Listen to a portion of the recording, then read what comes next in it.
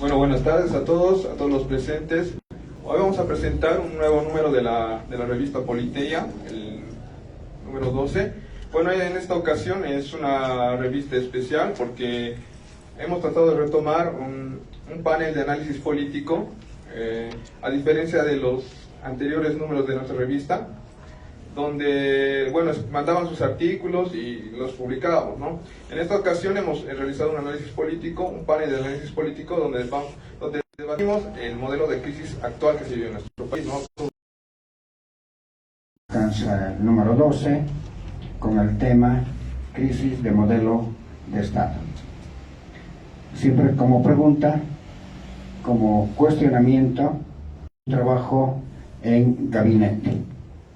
Tal como indicaba Marcelo, este es un tema crucial sobre la crisis de modelo de Estado que estamos observando y viviendo cada uno de nosotros, pero que como estudiantes de ciencia política y como politólogos nos corresponde hacer un análisis profundo, racional, explicando las causas y las consecuencias que puede tener este tiempo muy crítico para todos los bolivianos.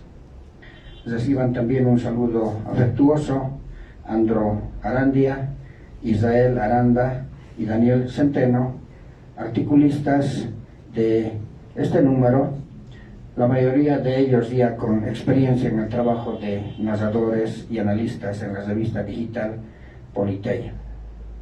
En realidad, la mayoría de ellos, tal como Marcelo, han dejado de ser principiantes en el arte de narrar, en el oficio de escribir desde la ciencia política, y se están insertando de manera eficiente en la ruta de los futuros escritores en nuestra disciplina. Asimismo, doy la bienvenida y un saludo a todos los estudiantes de la materia de pensamiento político boliviano que están apoyando esta actividad académica. También quiero agradecer y saludar al equipo de comunicación de nuestra carrera y del Instituto de Investigaciones en Ciencia Política. Llegar al número 12 de una publicación periódica en nuestro medio es un logro extraordinario, dadas las circunstancias y las condiciones en las que nos movemos para hacer investigación, para escribir y publicar. La mayoría de los equipos de trabajo de docentes e investigadores en nuestra carrera lo hace con sus propios recursos, de manera voluntaria, y por ello también es un logro extraordinario de esta revista Politeia número 12. En general, por la experiencia que tenemos como docentes y también como estudiantes, la mayoría de los números de las revistas y publicaciones periódicas apenas llega al número 3 o 4, con mucho esfuerzo, con mucho sacrificio. Llegar al número 12 ya es un orgullo para nuestra carrera, y los que participan en este trabajo deberían y debemos sentirnos orgullosos por el trabajo eminentemente académico y que es una línea de trabajo de nuestra carrera. Cada uno de los números de la revista Politeia, creada con la participación de docentes y el apoyo de profesores, por ejemplo, el profesor Luis Flores, el profesor Marcelo Arequipa, el profesor Marcelo Peralta y otros, sintetiza y ha sintetizado en su momento las temáticas vinculadas con la democracia, los partidos políticos, los movimientos sociales, etcétera, cuestiones centrales de la ciencia política y la gestión pública. Por lo que cada uno de los números de la revista Politeia ha representado un momento para reflexionar y analizar problemáticas de la política nacional e internacional. Y cuando vemos que hemos llegado a este número, la mayoría de nosotros nos preguntamos cómo es que los estudiantes y docentes han llegado a establecer, a institucionalizar esta publicación.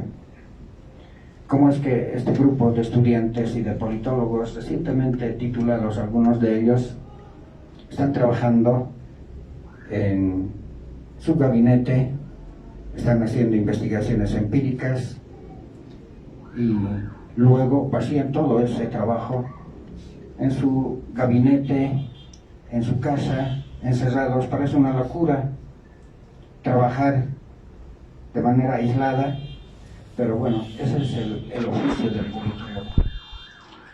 El hacer investigación, el proponer soluciones, pero también escribir sobre lo que se descubre, sobre lo que se construye como objeto de investigación. Porque además, la mayoría de los que escriben en estas revistas o libros parece que no tienen otra cosa que hacer trabajo empírico y escribir sobre ello. Y creo que la mayoría de los politólogos deberíamos hacer eso, ¿no? Deberíamos apasionarnos por el trabajo de investigación y vaciar todo ese cúmulo de conocimientos en un documento escrito.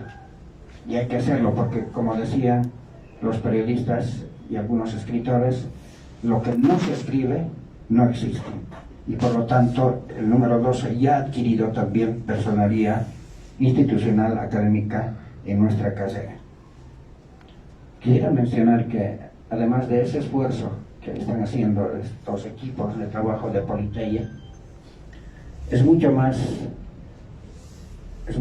importante en las circunstancias actuales en las que se habla de una era post-literaria, en la que ya no estaría vigente, no tendría importancia lo que se escribe, la escritura, sino la imagen, el video. Pero creo que nuestros estudiantes y profesores nos están indicando el camino correcto de que no ha disminuido en realidad la validez universal que tiene el ser escritor, y en este caso el ser escritor de cuestiones políticas. Por toda esa trayectoria, esa satisfacción, ese orgullo que tenemos, no solamente los profesores, la dirección, sino también la comunidad universitaria, doy por inaugurado este evento, en el que seguramente los articulistas nos van a hacer conocer algunos puntos importantes de manera sintética, todos los logros de su trabajo de investigación. De esa manera doy por inaugurado este evento. Muchas gracias. Muchas gracias al director de la carrera, Valor Torrico, por las palabras. También mandar un saludo a Daniel Centeno, que no va a poder asistir porque tiene problemas en su trabajo, ¿no? Bueno, quisiera invitar al ex director de la revista también, que estuvo apoyando esta iniciativa en años anteriores, al doctor Luis Flores, por favor, si podría dar los comentarios. Bien, en primer lugar, un cordial saludo a todas y a todos, a mis queridos colegas que nos están siguiendo por las redes, a los distinguidos panelistas que nos acompañan, a nuestro querido director de la carrera de Ciencia Política y Gestión Pública, a los miembros de la comunidad académica. Es un honor para mí dirigirme a ustedes en esta importante ocasión. Nos encontramos, como señala la revista, en un momento crítico de nuestra historia, en un momento que exige reflexión, que se necesitan propuestas innovadoras para enfrentar los desafíos que presenta nuestro modelo de Estado. Y precisamente en todo este tiempo que lleva la revista Politeia, son casi 12 números, este es el número 12 que se está presentando, nos muestra precisamente la inquietud que tienen nuestros profesores, nuestros estudiantes, para hacer una reflexión, ¿sí?, de los momentos coyunturales que hemos ido viviendo en todo este tiempo, pero especialmente ahora nos muestra precisamente elementos críticos y oportunidades en los modelos del Estado, ¿no?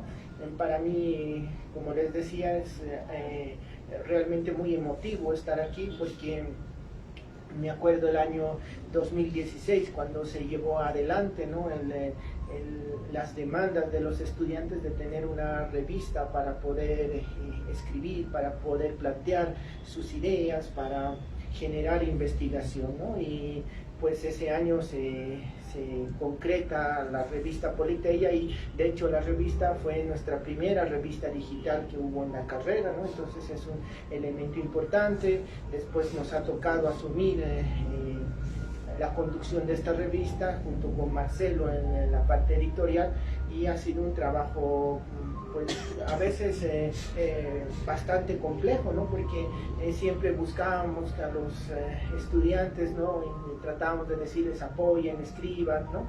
Y pues a veces la respuesta no era muy efectiva, pero con todo siempre ha habido estudiantes, docentes, incluso hemos tenido en el número 6, si no me equivoco, docentes internacionales que nos han presentado sus artículos, ¿no? Y la revista se ha ido consolidando, ¿no? Ahora que ya muchos estudiantes hoy son profesionales, siempre se acuerdan de la revista y con mucha nostalgia dicen yo he escrito en nuestra revista digital. Entonces para mí es realmente muy grato, y de la misma manera, ¿no? Tener a panelistas tan distinguidos como Andro, como Israel, que pues han tenido toda una trayectoria académica y de investigación en la carrera cuando habían los proyectos con la Hans Seidel, que eran investigadores, eran becarios de la Hans Seidel, y pues es también una grata satisfacción enterarme que siguen por ese camino de la investigación que es tan importante. Entonces, pues también quiero comentar y agradecer precisamente que sigamos apoyando desde la comunidad universitaria de la carrera de Ciencia Política esta revista, ¿no? Es importante el apoyo que ha ido dando nuestro director para que realmente pues no solamente cumplamos nuestro rol de generar una generación crítica para que vaya a resolver los problemas que tiene nuestro Estado, sino que también se necesita investigación, ¿no es cierto? Y por eso, pues, agradezco al director por el trabajo que siempre ha ido poniéndole en el tema de la investigación, ¿no? Es decir, se necesita generar nuevo conocimiento y el director siempre ha estado a la vanguardia de eso, ¿no? Siempre nos ha ido apoyando, nos ha ido incentivando también a los docentes. No crean que a veces solo es en los estudiantes que no quieren escribir, sino que también es en los propios docentes, ¿no? Y él siempre de una manera muy cordial nos ha ido diciendo escriban, ¿no? Ahora está ya va a tener muchas sorpresas seguro para el aniversario de la carrera, y pues estoy preparando también mi trabajo, así que no se preocupe nuestro director, que yo también ¿sí? me estoy dando la tarea de escribir y de plantear un tema tan bonito como es el movimiento indígena para los trabajos que está presentando para el aniversario de nuestra carrera. Pero bueno, entonces nos vamos a ocupar precisamente a hacer un análisis del trabajo que han ido llevando adelante, ¿no? Andro Arandia, Israel Aranda y Daniel, que no se encuentra, pero estoy seguro que nos está siguiendo por las redes sociales, ¿no? El trabajo, la presentación de estos artículos, pues nos van a permitir analizar y debatir temas que son actuales en este momento y que nos muestran, ¿sí? Peligros, desafíos y oportunidades que tiene el modelo estatal. En el contexto histórico actual, como bien señala el editor Marcelo Calle en la introducción del panel de análisis político, nuestra coyuntura actual guarda similitudes con los periodos de transformación que vivimos entre 1952 y 1985. Durante esos años el capitalismo de Estado tomó un papel protagónico generando dinámicas que, aunque buscaban la integración social y económica, también sembraban las semillas de crisis futuras. Hoy enfrentamos en el conjunto de desafíos que, aunque diferentes en su forma, tienen raíces similares en la estructura y funcionamiento de nuestro Estado. Andro Arandia nos ofrece una perspectiva valiosa al diferenciar entre una crisis de la forma del Estado y una crisis de gobernabilidad. La verdadera problemática radica en la falta de acierto en las medidas de gobernanza por parte de los gobiernos sucesivos, que no han podido establecer redes de gobernanza eficaces para satisfacer las demandas emergentes de la sociedad. Esto refleja una crisis de institucionalidad más que una falta de estructura estatal por sí. Otro punto crítico señalado por los panelistas es el impacto negativo del presidencialismo y el caudillismo en nuestras estructuras políticas. Estas dinámicas no solo debilitan a los partidos políticos, convirtiéndolos en meras agencias de empleos, sino que también fomentan la burocratización y la corrupción. Este desgaste es particularmente visible en la implosión interna que actualmente tiene el MAS, que refleja una desconexión con sus bases y una dependencia excesiva en figuras caudilistas como Evo Morales y Luis Arce. Oportunidades a la crisis. Sin embargo, es crucial recomendar que cada crisis trae consigo una oportunidad. Israel Aranda destaca la noción de oportuna crisis, sugiriendo que estos momentos difíciles pueden servir como capitalizadores para la reestructuración y renovación de nuestro modelo de Estado. En vísperas del bicentenario de nuestro país tenemos la oportunidad de reflexionar sobre nuestros errores, aprender de ellos y construir un futuro más sólido y equitativo. En conclusión, la crisis que enfrentamos no es insuperable, es una llamada a la acción, un recordatorio de que debemos reforzar nuestras instituciones y fomentar una gobernanza inclusiva y eficiente. Debemos mirar hacia el futuro con una visión clara y un compromiso renovado para trabajar juntos en la construcción de un Estado que refleje los valores y aspiraciones de todos sus ciudadanos. Les agradezco su atención y los invito a participar activamente en este proceso de transformación. Juntos podemos convertir esta crisis en una oportunidad para un cambio positivo y duradero.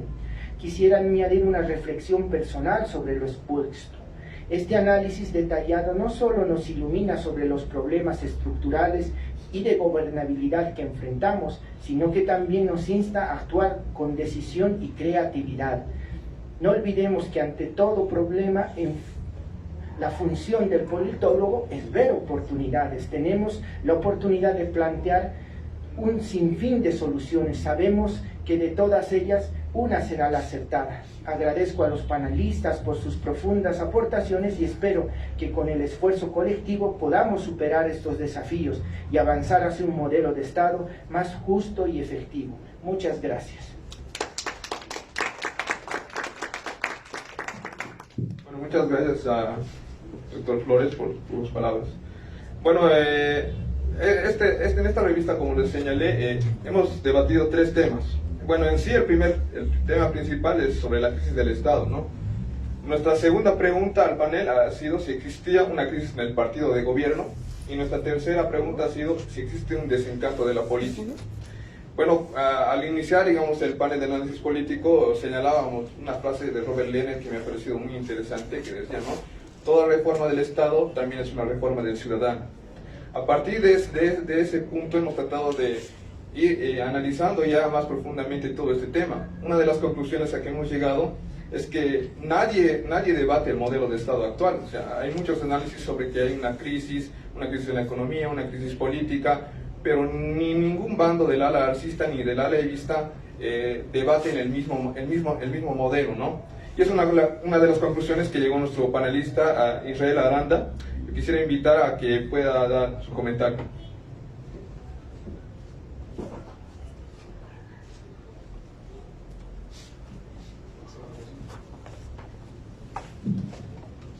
Bueno, muy buenas tardes. Mi nombre es Israel Aranda, como bien lo dijo Marcelo. Ante todo, saludarles a las distintas autoridades que están presentes, a mi compañero Andro, que ha sido compañero de panel, y también una charla, ¿no?, que hemos tenido, más que un debate, creo yo. Ha sido una charla en donde hemos coincidido en muchos puntos, pero también hemos tenido oposiciones, ¿no?, en diferentes propuestas o postulados que tenemos. Y como bien y también a ustedes, ¿no?, muchas gracias por estar presentes, buenas tardes, y también a los que nos siguen por las redes. Y como bien decía Marcelo, una de las conclusiones a las que habíamos llegado tras el debate y tras todo el diálogo que habíamos tenido era esa necesidad de, bueno, hablando de crisis y demás, esa necesidad de un cambio de modelo que se venía planteando, entre comillas, porque hablando nos dimos cuenta de que, como bien lo decía Marcelo, ni del lado arcista, ni del lado evista, ni del lado otro oposición, llamémoslo como dice, de nada creemos, agrupaciones ciudadanas de diferentes ciudades, líderes políticos y demás, nos hablan que hay una crisis, que hay un problema y demás, pero nadie critica el modelo, nada. Y ¿a qué me refiero yo como modelo? Bueno, a qué yo lo conceptualizo como modelo para llegar a esa conclusión. He tomado principalmente 2 teóricos, politólogos bastante importantes, porque tienen elementos que, si bien se difieren un poco, hacen que se retroalimentan completamente en el aspecto de lo que yo considero como modelo de Estado y lo que he analizado, ¿no?, como modelo de Estado. Sartori nos plantea una posición bastante institucional y normativa a lo que es un modelo de Estado. Nos dice principalmente que está estructurado en ese aspecto de cómo se administra un Estado, cómo las instituciones funcionan y demás. Para Sartori esa es su explicación del modelo de Estado. Y está bien, desde un punto de vista, desde mi perspectiva, netamente normativa y también de administración.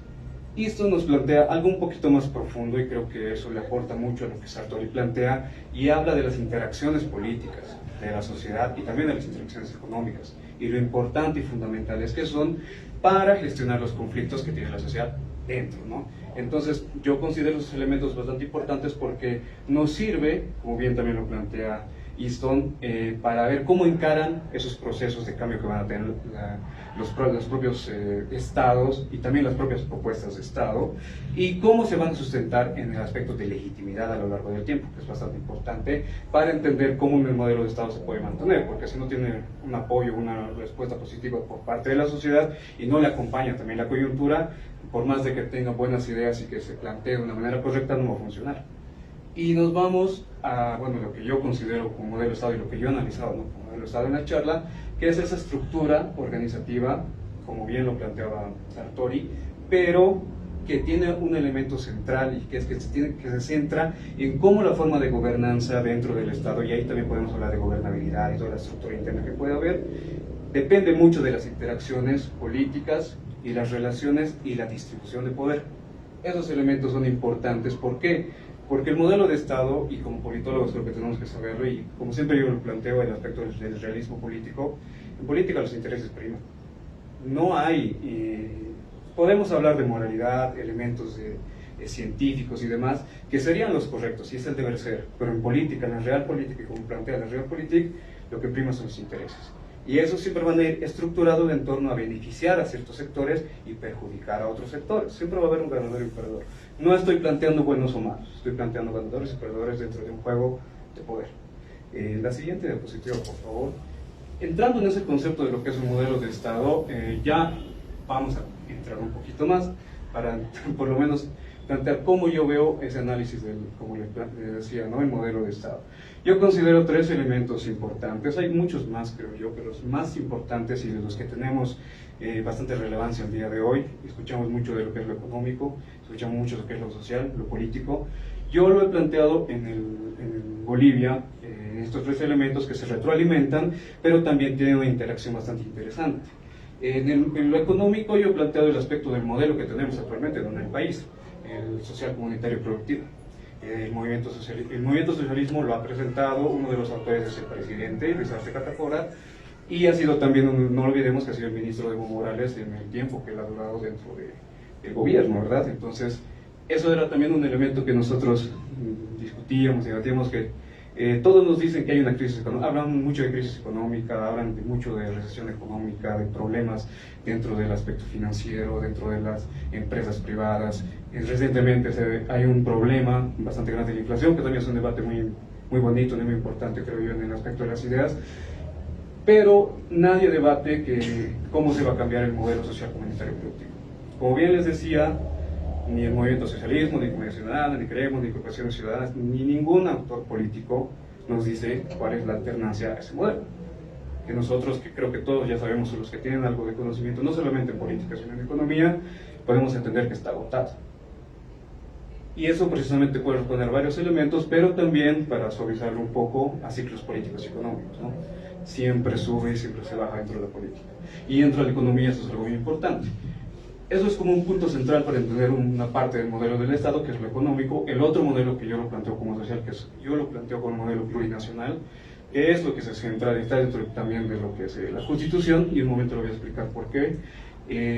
Y todos los elementos, o esos dos, retroalimentan, y creo que yo, desde mi perspectiva, construyen lo que va a ser el modelo político dentro del Estado, que es, según la Constitución política del Estado boliviano, nuestro Estado en el aspecto político es democrático, hablando del aspecto de elecciones, de la administración y todos esos elementos. Pero también algo importante, se define como unitario, social, de derecho plurinacional, comunitario. Y esos son términos políticos. son términos y conceptos políticos que tenemos que comprender qué es lo que nos quieren decir. Por ejemplo, unitario nos habla de un Estado que es centralizado. Es una posición bastante breve. Social de derecho nos habla de que un Estado no solamente se va a centrar en cumplir ese Estado de derecho, como lo conocemos, ¿no? Que todos son iguales ante la ley, sino que también se va a centrar en el aspecto de la justicia social.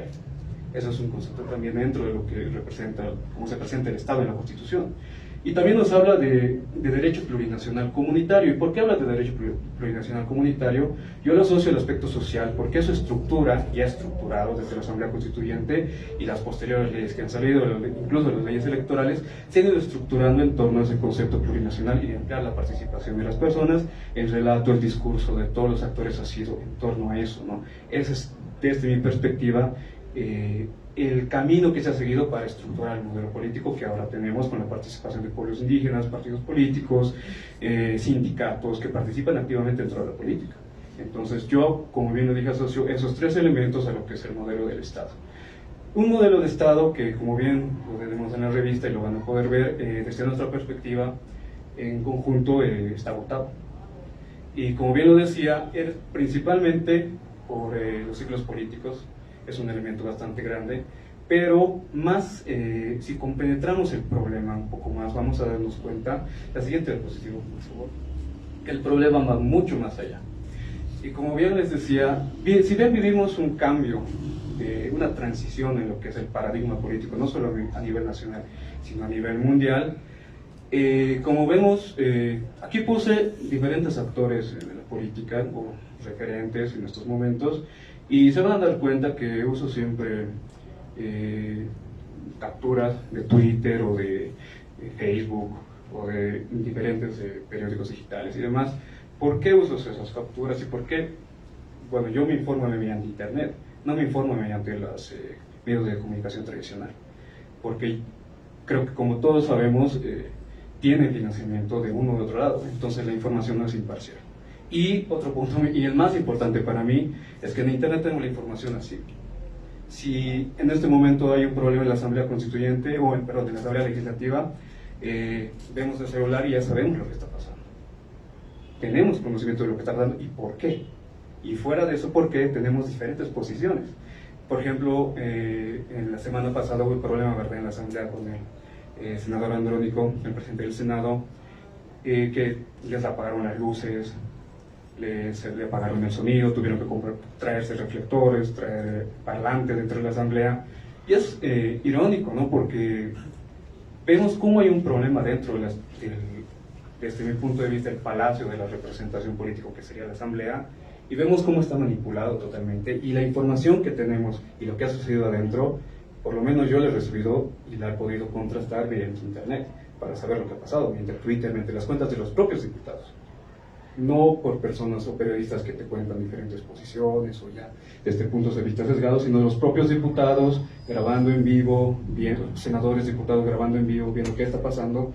Y para mí esa información de primera mano, lo que teníamos antes que verlo en la tele. Es algo importante porque eso nos muestra que la forma de hacer política está cambiando totalmente. Ya no es la misma de antes, ya no es, y lo hemos visto en la pandemia, y creo que en Bolivia no hemos sido totalmente afortunados para que se explote de la manera que debería de haberse explotado por el momento coyuntural que era, ¿no? Todo era virtual. Pero me estaba yendo un poco del tema. Como bien les decía, yo uso más que todo el aspecto de Twitter y todos esos elementos para informarme. Tomé un screen de una publicación de Agustín Zambrana, que es uno de los miembros del Búnker, ¿no?, bastante conocido dentro del ámbito de análisis político y demás por su programa, donde plantea, ¿no?, su documento de cuál es su propuesta para las elecciones primarias y para las elecciones, participación electoral. Recuérdense de eso, participación electoral. Carlos Mesa nos habla también de la propuesta de comunidad ciudadana, de cómo se debe de encarar este proceso de crisis. ¿De qué nos habla al principio? Procesos electorales. La siguiente, por favor. Y lo demás, si lo pueden ver, está en su Twitter. Pues son las elecciones. En sí, se resumen elecciones. Otras noticias también, que como yo les dije, las saco principalmente en internet. Como ven, hay una constante reiteración del aspecto de primarias, elecciones, qué tal es bueno, qué tal es malo. Chuquehuancas decía que Evo Messi y Camacho están pactando. O sea, ya hay un revuelo político. Y como politólogos tenemos que tener bien claro que esto tiene un claro objetivo electoral. Y muchos nos dicen que estamos muy lejos de las elecciones, el propio presidente dice que se ha preelectoralizado el Estado. Es una mentira. Según la normativa, las elecciones primarias tienen que ser este año y faltan unos 4 a 5 meses. Ya deberían de estar haciendo campaña. Un punto. Y las elecciones son el siguiente año, las elecciones generales. Desde mi punto de vista, no creo que haya primarias como están plantadas en la 1096. Yo creo que van, como bien lo decía, por ejemplo, ya sale el Tribunal Supremo Electoral, primero era un vocal, el vocal Tawichi, que planteaba, ¿no?, que por aspectos económicos y demás, eliminar las primarias era correcto y era más que todo para preservar el aspecto económico, ¿no?, porque iba a ser un gasto y demás. Otra vocal que ya no es vocal, es la ex vocal también del Tribunal Supremo Electoral, nos hablaba de elecciones primarias y ella ya anticipaba que en agosto o septiembre deberían de ser las elecciones. Pero esa vocal ya no está. Y un análisis político nos hace decir por qué. La única vocal que hablaba de primarias y que se deben de hacer ya no está. Y todos los demás que... Y esa es la siguiente noticia. Ya el presidente, Oscar Hasenhofer, y todo el Tribunal Supremo Electoral está preparando una propuesta de ley para eliminar o para tocar las primarias y priorizar las judiciales. Yo les aseguro, no estoy prediciendo nada, es prospectiva en torno a información y en torno a los datos, que se van a poner de acuerdo para alterar o cambiar las primarias y todo este aspecto para priorizar su participación electoral. Como vemos, como hemos hablado en ese día, en esa charla, en ese diálogo, hay una constante idas y venidas de que hay crisis, de que todo esto, de que el Estado que estamos mal y demás, pero no hay una propuesta de cambio. ¿Y por qué no hay una propuesta de cambio? Porque son los mismos políticos, vean, son los mismos de siempre. Y fuera de eso, su único interés es participar en las elecciones para, como bien lo sabemos, ejercer cargos públicos. Y eso también nos hace plantear de que no tienen ningún interés en cambiar el modelo. Están utilizando el modelo para perpetuarse en el modelo y continuar acrecentando. Y va a expirar y saben quiénes vamos a recibir las consecuencias nosotros. Y por eso creo que es importante comenzar a ver y analizar todos estos datos, que como ven son datos fríos quizás, pero cuando comenzamos a asociarlos con diferentes conceptos políticos, con diferentes pruebas de sucesos en la historia, e incluso la propia percepción empírica, nos damos cuenta que todo esto está enraizado en torno a objetivos políticos, como lo decía al principio, pero también en torno a una necesidad no solamente de permanecer en un modelo que está agotado, sino también de simple y llanamente no buscar alternativas y cerrar todos los espacios a que se propongan alternativas, porque no hay espacio para nuevas propuestas, principalmente porque donde se deberían proponer y exponer las nuevas propuestas está cerrado. Y bueno, en sí, eso es una conclusión a la que habíamos llegado. Creo que me emocionó un poquito en el sentido de explicarles por qué es importante ver cómo los actores y las cuestiones que ellos nos plantean, porque son datos de primera mano. Y ellos son actores importantes porque al final están compitiendo por ejercer cargos de poder público. Y al final, queramos o no, son los que van a estructurar el modelo político, el modelo económico y el modelo social, como lo hemos visto previamente. Y que según lo que se ve, no se prevé por lo pronto que vaya a tener grandes cambios. Y bueno, muchas gracias por su atención, ha sido muy bonito compartir esta perspectiva y gracias. Muchas gracias, Israel, por los comentarios. Bueno, creo que Israel también ha tocado un punto crucial, ¿no? El tema de los medios de comunicación, cómo han ido cambiando, cómo se los ve hoy en día, cómo se los puede analizar hoy en día, ¿no? Los medios de comunicación prácticamente siempre van a jugar un rol a favor de alguien, ¿no? Bueno, otro de los puntos que también hemos debatido en el panel de análisis político ha sido que la política en sí no ha cambiado, ¿no? El modo de hacer política no ha cambiado. Sugeríamos que el modo de hacer política sigue los mismos rasgos de hace 2 siglos atrás, ¿no? Que los políticos no se han acostumbrado a hacer otra nueva forma de política y siguen con las mismas estructuras, a pesar de que hay nuevos cambios en la tecnología, a pesar de que hay otras corrientes incluso de pensamiento, ¿no? Es una de las conclusiones que también hemos llegado y quisiera invitar a Andro Arandia a que pueda hacer uso de los comentarios.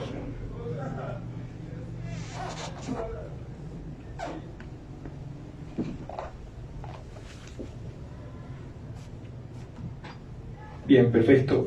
Muchísimas gracias principalmente a Marcelo por hacer siempre posibles estos espacios de análisis, de intercambio de criterios entre jóvenes politólogos, jóvenes estudiantes de ciencia política. Agradecer también al director de carrera, Alberto Torrico, por siempre estar acompañando, por siempre estar apoyando todas estas iniciativas que son muy importantes para forjar nuevos politólogos que tengan realmente un impacto grande dentro de la sociedad en cuanto puede interpretarla de maneras nuevas, de maneras frescas, con nuevas perspectivas, y es precisamente al punto al que vamos a ir, sin antes dar gracias igual al doctor Luis Flores por siempre estar presente en los eventos de Politeia, por siempre brindar su apoyo, por los amables comentarios y conceptos que ha tenido sobre la revista y sobre quienes trabajamos muchas veces en la misma. También gracias a los presentes por estar prestando atención nuevamente a la presentación de un nuevo número de la revista Politeia. Quiero empezar citando a un politólogo norteamericano, Elmer Eric Schaffsnyder, que tiene una obra de los años 60 titulada The Semi-Sovereign People, la gente semisoberana, y tiene una tesis muy interesante dentro de este libro donde nos va a decir que la toma de decisiones está cada vez más lejos del ciudadano común y corriente, y la toma de decisiones es en algún punto también la esencia, la naturaleza misma de la política, que en la democracia, se ve reflejada básicamente en que el ciudadano es el soberano y es quien de alguna manera va a delegar esta soberanía a los políticos para que puedan tomar decisiones en beneficio del mismo pueblo. Entonces, estamos viendo que cada vez el ciudadano ocupa menos ese lugar central, ese lugar de soberano dentro de la política, dentro de la democracia, y que la democracia se está alejando de su componente popular y que cada vez está teniendo un carácter mucho más elitista, mucho más clientelar, corporativista, y es precisamente lo que señalaba Israel en algún punto, terminando su exposición, de que precisamente son los mismos políticos de siempre los que están en escena, son los mismos políticos de siempre los que están generando protagonismo, y son los mismos políticos de siempre que están defendiendo las mismas viejas ideas cuando están en papel de partido de gobierno, y que están criticando las mismas viejas ideas y formas de hacer política cuando están del bando de la oposición, pero que básicamente no presentan soluciones, no presentan alternativas de cambio, y que simplemente pareciera que están esperando su turno para retomar el poder mediante el populismo, mediante el ejercicio de la posverdad, las mentiras, y de esta manera están buscando perpetuarse en el poder. Este es un problema bastante grande y es una de las conclusiones a las que hemos llegado dentro del panel, porque básicamente radica este problema en que seguimos interpretando la política como la interpretábamos hace 2 siglos o más. Los políticos siguen interpretándola desde la izquierda, desde la derecha, desde el marxismo, desde el liberalismo clásico, que son ideas de alguna manera valiosas para poder entender la historia del pensamiento político, para poder entender cómo se van estructurando las ideas políticas y cómo más o menos han ido estructurándose también los cambios en la sociedad durante la historia, pero ya estamos en un contexto completamente distinto. Hoy la sociedad está completamente, es un mundo globalizado, tenemos una sociedad líquida, hay nuevas demandas dentro de la sociedad, estamos en la era de la información, ha habido una explosión de información con la llegada de internet, y hoy el ciudadano está mucho más informado de lo que jamás había estado en la historia. La historia, básicamente la comunicación política, nos dice que básicamente antes la información era un privilegio solamente de la clase gobernante, solamente ellos podían tener acceso a información, y evidentemente en cuanto élites velaban por sus intereses, hasta que ha llegado la radio y poco a poco ha ido democratizándose un poco más la información, pero nunca lo ha sido del todo. En ese sentido, la imagen, la televisión siempre han jugado un rol primordial dentro de la política como instrumentos de poder. Pero hoy, con la explosión de información, en la era de la información, el ciudadano tiene la información en su mano, como les decía Israel. Puede informarse mediante Twitter, puede informarse mediante Facebook, y puede hacerlo mucho más rápido de lo que probablemente algunos políticos puedan hacerlo. Y ese es el problema de los políticos, creen que pueden engañar a la gente, creen que pueden interpretar la política con ideas de hace 200 años para poder manipular a su electorado, y creen sobre todo que su electorado es ingenuo y que están en un nivel inferior de intelectualidad, de capacidad cognitiva que ellos, pero esto no es así. Los políticos ya no son el centro del escenario, sino que hoy en día el ciudadano ha invadido este escenario que el político había dominado durante tantos siglos. Hoy día ya no solamente es el receptor de los mensajes, ya no solamente es al que hay que dirigir los mensajes, sino que el ciudadano también emite mensajes, también es interpelador del político. El ciudadano hoy en día tiene la capacidad de comunicarse directamente y hacerle conocer sus demandas. Sin embargo, el político sigue manejándose en esquemas sumamente antiguos, sigue manejándose en esquemas de hace 50 años o más, donde existía todavía la lealtad partidaria, donde uno se sentía identificado con un partido porque su abuelo había pertenecido a este partido político. Pero hoy en día esto ya no es así, ya la política ha cambiado, las demandas de la sociedad han cambiado, ya no podemos seguir interpretando la política con esquemas antiguos, y por otro lado los políticos tienen que dejar de hacer la política en un esquema prácticamente provinciano. Hoy en día los mitines, hoy en día básicamente la idea de poder salir a los mercados y hacer que uno escuche a la gente y pasar estos mensajes por televisión, haciendo creer a la gente que el político está del lado del pueblo, que está cerca del pueblo, ya no es factible, ya no es cierto. La gente se da cuenta, y precisamente es por eso que hemos llegado a la conclusión dentro del panel que hay un desencanto por la política. Y este desencanto puede traducirse en un desinterés creciente por la política, porque precisamente hoy más que nunca pareciera estar lejos de la gente, de sus nuevas demandas. Hay nuevas demandas muy interesantes y muy urgentes en una sociedad del siglo XXI, como pueden ser el ecologismo, como puede ser, por ejemplo, la explosión demográfica que estamos viviendo, la sostenibilidad en un ritmo de producción, en un capitalismo devorador que hoy día podemos ver que está dominando el mundo, sin que esto signifique precisamente que estoy a favor de ideas de izquierda, o mucho menos, prefiero siempre mantener la sana neutralidad. Pero la sociedad ha cambiado, hay nuevas demandas que tiene la gente, hay nuevos intereses, y los políticos hoy en día están muy lejos de eso. Todavía creen que son el centro del escenario, como les decía, todavía interpretan la política en esquemas antiguos y no comprenden estas nuevas demandas que tiene la sociedad. Entonces, llegábamos a la conclusión de que básicamente nosotros, como politólogos, jóvenes politólogos, cumplimos un rol importante dentro de la sociedad para poder interpretar la política con esquemas más novedosos, para poder brindar explicaciones de lo que acontece en la sociedad y en la política, como por ejemplo con este desencanto, que de alguna manera puedan derivar en soluciones efectivas para nuestra sociedad, que nuestra labor como politólogos puedan ser efectivas para nuestra sociedad, y en ese sentido fortalecer nuevamente la democracia, devolverle a esta democracia el componente popular sin el cual, desde mi perspectiva, no puede existir.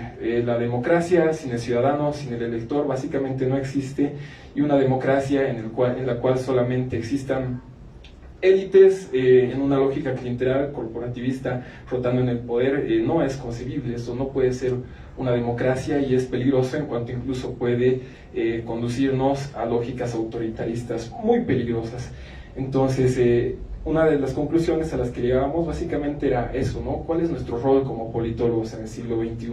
Hay que reconcebir los conceptos, hay que reconcebir de alguna manera la democracia, la política, y no tenemos que ser parte de todos estos políticos que buscan cámaras, que buscan atención de la gente, que buscan hacerse fama a costa de la actividad política, sin brindar soluciones. Nuestra labor como politólogos es importante en cuanto hacemos esta clase de análisis, precisamente para comprender qué está pasando hoy en día, cuáles son las nuevas demandas de la gente y cómo podemos estar más cerca de la gente, y cómo debería ser hoy en día la dinámica de la praxis política, para que el político pueda ser de utilidad para su pueblo, para el elector, para la gente, para que la política pueda estar a la altura de dar respuestas a las nuevas demandas que surgen en un mundo completamente globalizado y en una sociedad líquida, donde la gente ya no quiere que un político lo represente, y que no quiere que un político haga el rol de buen padre de familia, sino donde quiero que un político brinde soluciones efectivas a los problemas grandes que tiene nuestra sociedad, y que básicamente esté a la altura de poder brindar nuevas alternativas, nuevas soluciones a todas estas problemáticas. Muchísimas gracias por su atención y voy a hacerle la palabra nuevamente a Marcelo. Muchas gracias a Andro por los comentarios. Bueno, en sí, llegando ya a las conclusiones, hemos llegado en manera general a tres ideas fundamentales, ¿no? Que existe una crisis en la institucionalidad, que el modelo de Estado, a pesar de todos los debates que existen entre los políticos, no tiene ningún cambio, ni va a haber un cambio, entonces todo va a seguir igual. Y quisiera añadir uno más, que me parece muy importante, es que tampoco existe una buena administración pública, ¿no? Prácticamente la administración es una ciencia que se la debería aplicar, ¿no? en nuestro Estado, y no es así, y ya ha sido uno de los puntos donde más débil ha sido en toda la historia de Bolivia, ¿no? Se cuenta que antes de, bueno, cuando se tomaba Rusia, ¿no? O sea, habían tomado prácticamente el Estado, las instituciones, todos los roles sociales, pero no sabían administrar. Entonces, eso ha sido uno de los mayores defectos de la Unión Soviética, de la ex Unión Soviética, en donde prácticamente se decía que no tenían la mayor fuerza, que no era la espada, sino el saber administrar un Estado, ¿no? Y creo que eso es lo que mayores deficiencias tiene nuestro país, y sí que va a seguir teniendo si no cambiamos ese modo de ver. Y ese modo de ver se cambia también por un rol, me parece, de la universidad, de hacer crítica, por nosotros mismos, ¿no? Como decía Andro, como el rol de los politólogos, el rol de los politólogos jóvenes, que tienen que incentivar la investigación, tienen que realizar propuestas, tiene que haber, me parece, un cambio, ¿no? Que creo que ha ido perdiendo un poco la crítica en la universidad en todo este tiempo, en este último siglo. Más bien agradecer otra vez al director de nuestra carrera, a Roberto Torrico, al doctor Luis Flores, a nuestros panelistas, y también quisiera invitarlos a ustedes a que puedan escribir, mandar sus artículos. Vamos a sacar una convocatoria para nuestro próximo número, que va a ser el 14. Ya tenemos un número 13 más, que ya hay articulistas que van a participar. Quisiera invitarlos a que participen, manden sus artículos. La temática es abierta, pueden abordar temas de interés de coyuntural, de relaciones internacionales, pero más que todo tratar de ver, nosotros tratamos siempre de ver la coyuntura actual, ¿no? Hacer un análisis político de la coyuntura actual. Bueno, quisiera acabar con vamos a sortear unos libros con las personas que se han quedado. Voy a hacer a la suerte, ¿no? Al primero que ha llegado, que es Álvaro Quirós. Aquí está Álvaro Quirós. Te vea un libro. Si puedes tomar. A ver, voy a otra persona, la suerte. Delia Cuentas. Si puedes venir.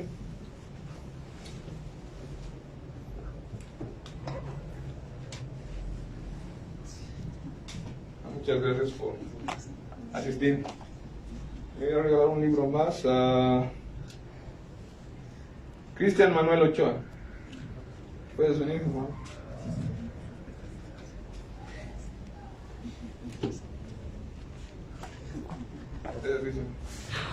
Bueno, con esto concluimos la presentación. Espero que puedan acompañarnos en una próxima presentación. Otra vez agradecer a todas las autoridades y muchas gracias por la atención.